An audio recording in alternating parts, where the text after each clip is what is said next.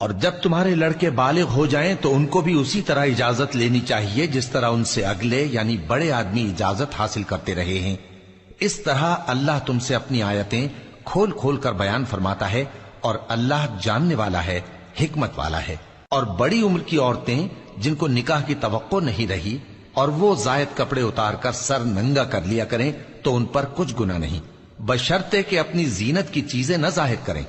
اور اگر اس سے بھی بچیں تو یہ ان کے حق میں بہتر ہے،